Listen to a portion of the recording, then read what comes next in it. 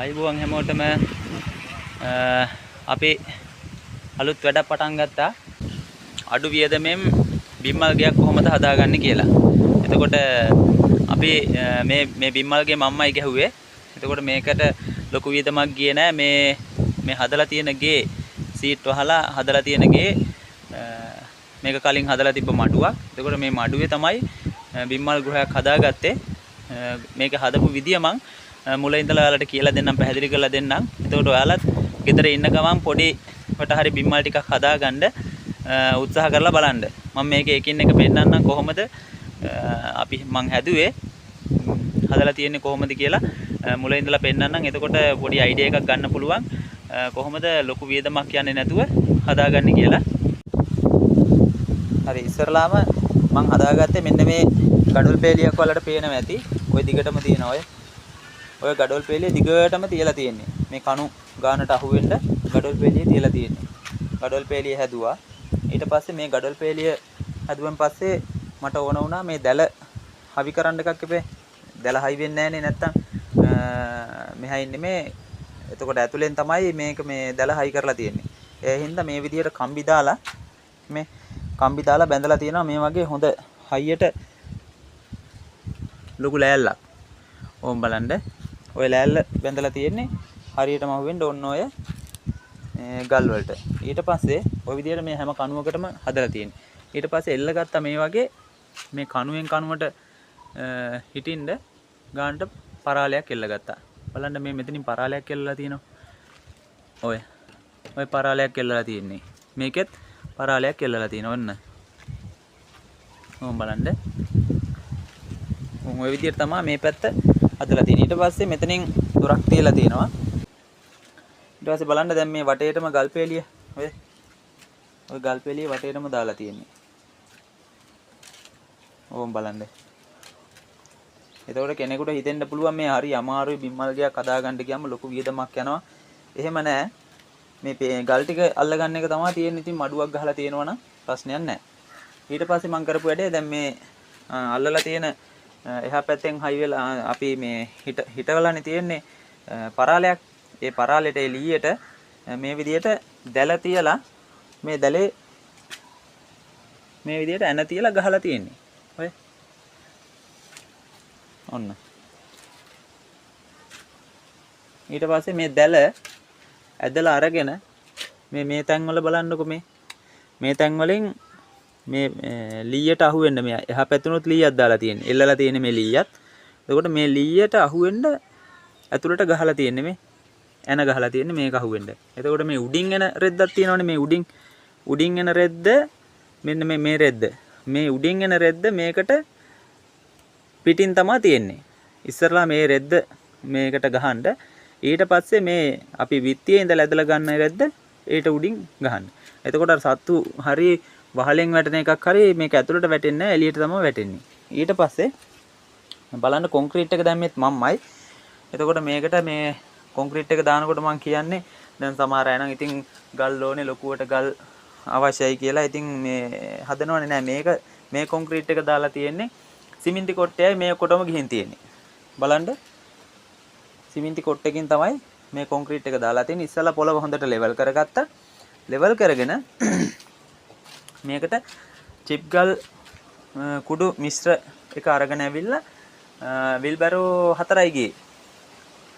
අරගෙන ඇවිල්ලා සිමෙන්තිත් එක දාලා හොඳට කලවම් කරා. කොන්ක්‍රීට් එකක් වගේ වෙන්න හොඳට කලවම් කරා. 6ට එකක් තමයි මේකට දාලා තියෙන්නේ. 6ට එකක් සිමෙන්ති දාලා කලවම් කරලා මේකට යට කොන්ක්‍රීට් එක දාලා තියෙන්නේ. හරි ලේසි, Tamanටම හදා ගන්න පුළුවන්. ඊට පස්සේ කොන්ක්‍රීට් එක දානකොට මෙන්න මේ වගේ බට ටිකක් වල දාගන්න. මේවට පේනවා ඇති. ඔය හැමතැනින්ම බට දාලා තියෙන්නේ. බට ටිකක් ඉස්සරලා වල දාගන්න. මේ පොඩි බට කපලා අඩි 1.5ක් විතර වගේ උසට කපලා මේවා තියෙන PVC බට. එතකොට මේ PVC බට ටිකක් කපලා ඒකත් වල දාගන්න කොන්ක්‍රීට් එක දාන්න කලින්. එතකොට කොන්ක්‍රීට් එක වැටෙනකොට මේ බට ටික හයි වෙනවා. ඊට පස්සේ මේ තියෙන උණ ගස්. මේ කපාගෙන ආපු උණ ගස්. එතකොට අපිට ඕනම කෙනෙකුට උණ ගස් ටිකක් කපා ගන්න පුළුවන්. ගැටලුවක් නැහැ. ඉතින් උණ පඳුරකට ගිහලා උණ ගස් ටිකක් කපලා මේ කණු 6ක් දාලා තියෙනවා. කණු 9ක්. මේ මෙතන කණුවයි 2යි 3යි. අර හිටවලා තියෙන බටවලට තමයි මේ කණු මේ බට ටික හිටවලා තියෙන්නේ. ඔය බලන්නකෝ. ඕ. ඒ හැම එකටම හිටවලා ඊට පස්සේ දැන් මේවා මේ උඩටත් මන් දාලා තියෙන්නේ උණ බටමයි. එතකොට ලොකුවට වේදම් කරන්න දෙයක් නැහැ. පරාල ගේන්න නම් මනම් වේදම් කරන්න දෙයක් නැහැ. මොකද මේ අපි මුලින් පටන් ගන්න එකනේ. මුලින් පටන් ගන්න එක අපි ලොකෝ වියදමක් කරලා එකපාරට වියදම් කරලා ලක්ෂයක් විතර වියදම් කරලා 2ක් විතර වියදම් කරලා මේ තේරුමක් නැහැනේ. අපි මේක බලන්න එපා මොකද වෙන්නේ කියලා ආදායමක් අරගෙන ඊට පස්සේ හදා ගන්න පුළුවන් නේ. ඒ මේ විදිහට බට ටිකක් බලන්න හොඳට හොඳ හයිය තියෙන මෝරපු බට දාලා තියෙන්නේ. මොකද කඩම් වැටේ නැත්තම් කළා මේ කොහුලණු ටිකක් අරගෙන ආවා. ඔය කොහුලණු වලින් හොඳට බැඳලා ගැට ගහලා යටින් ඇණයක් ගහලා තියෙන්නේ. නේ. ඔය යටින් ඇණයක් ගහලා තියෙනවා. එතකොට මේ ඇණේට හොඳට ආධාරකේ අහුවෙලා තියෙනවා. පස්සේ මේ ග්‍රිල් කරලා විදින්න පුළුවන් නම් හොඳයි. මම මේ ඇණේ ගහලා තිබ්බට ග්‍රිල් එකකින් විදලා හරි ලොකු හොඳට කම්බියක් දාගන්න පුළුවන් නම් ඒත් ගැටලුවක් නැහැ බට පැලෙනවා නම්. එතකොට මේ විදිහට තමයි හදලා තියෙන්නේ. දැන් මේකේ සම්පූර්ණ එල්ලන්න තමයි මේ නිර්මාණය කරලා තියෙන්නේ. මේ විදිහට ඊට පස්සේ මේ එල්ලන්න හදලා තියෙන 1යි 2යි 3යි 4යි. මේ පටි 4ක් එල්ලන්න දාලා තියෙන්නේ. මේ ඕම් බලන්න පටි 4ක්. එතකොට මේ පටි 4 තමයි බිම්මල් පොට් එක එල්ලන්න හදාගෙන තියෙන්නේ. එතකොට එල්ලෙන විදිහට තමයි හදලා තියෙන්නේ. එතකොට මේ නිර්මාණය මම විසින්මයි කළේ. අනික තමයි වලට කියන්න ඕන වැදගත්ම දේ තමයි අපි දැන් අඩි 2ක් විතර බිම්මල් මේවා දාන්න උස්සන්න ඕනි කියලා කියනවා යට බැම්ම. නමුත් මම මේකේ අඟල් 6ක් විතර වගේ තමයි උස තියෙන්නේ වටේට තියෙන ගල් බැම්ම.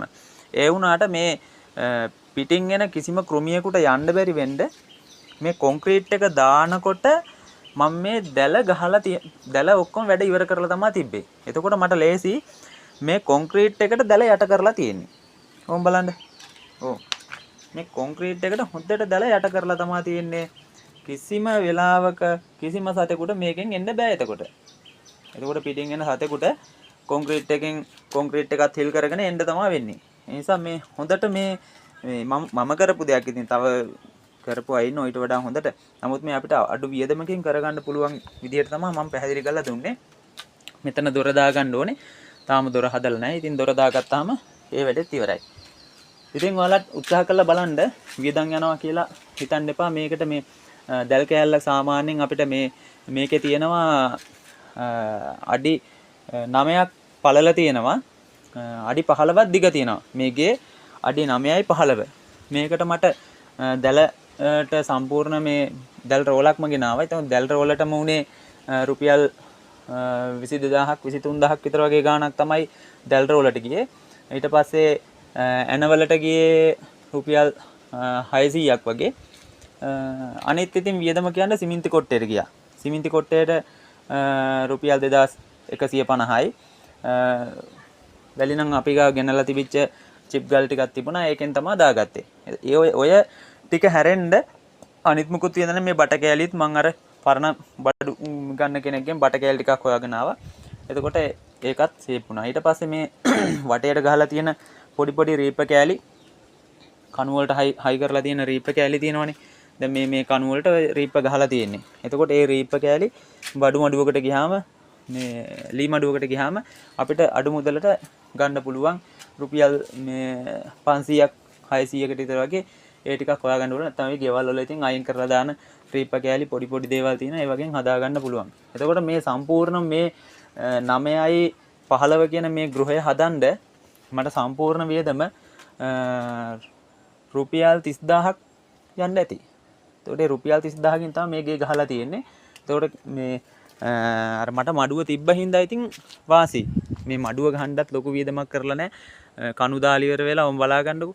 කණු දාලා කණු වලට උඩින් එහා පැත්තනොත් කණුවක් දාලා කණුවේ විතරයි යවලා තියෙන්නේ මේ ලොකු පරාලයක්.